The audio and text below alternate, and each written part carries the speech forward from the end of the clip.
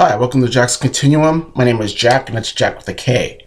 And this is a video series where I just basically kind of talk about stuff that is on my mind about stuff happening in daily life or issues that are currently happening that could potentially affect us.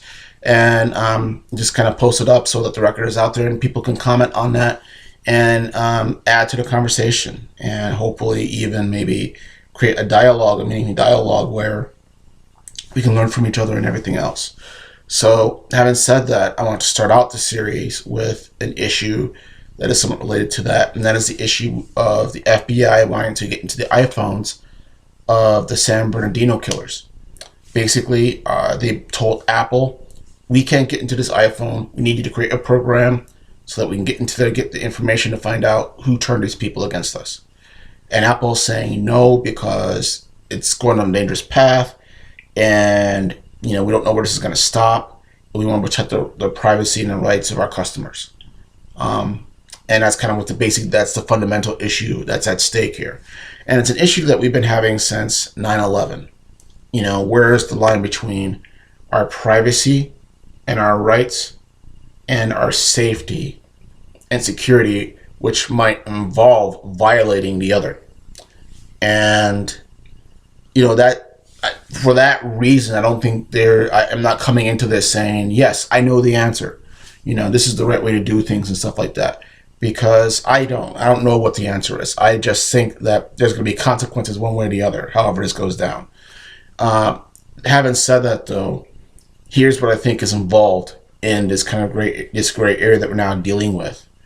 And basically, that's on the one hand, if Apple wins out in this and they protect their ability to not create this program and therefore ensuring our rights, our privacy, and so forth, then there is the potential that if there's another attack in the United States, that they may that could have been prevented with the information that may have been on his phone, and it wasn't because we didn't access that resource.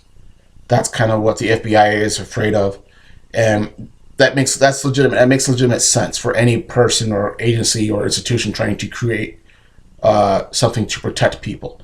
Is that we have this resource here, we have the ability to do this, and we didn't use it, and now people are dead.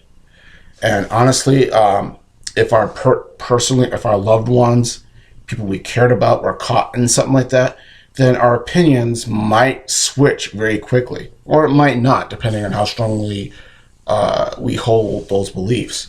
Having said that, though, the opposite that can happen is that if the FBI wins and forces Apple to create this program, then where's the line? Will they decide to get our bank account numbers? Will they want access to who we've been talking to in our emails accounts? They already have access to our phones and everything like that with hot words and keywords and stuff like that. But you get the idea.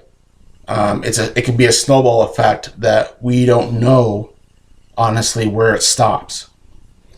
And my concern personally is this, is that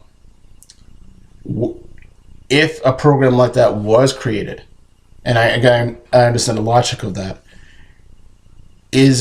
can you protect it from it being abused? Can you ensure that the people who are developing that program and using that program, they get into that one iPhone that the FBI is just saying, we just want to get into this one iPhone? Can you guarantee that they're not going to sell that information about that program to other people or copy it or something like that? More than that, let's say that these people are trustworthy. They're not going to sell it out. They're not corporate spies or some weird shit like that. Then the issue is the security in place on that program to keep it from being hacked? We've already seen what's been going on with the iCloud and new pictures being hacked and kind of being passed around people on the internet, and corporate accounts being hacked for military plans and email accounts and stuff like that being accessed without the company's permission. So is there a proper security in place to keep that from happening with this program?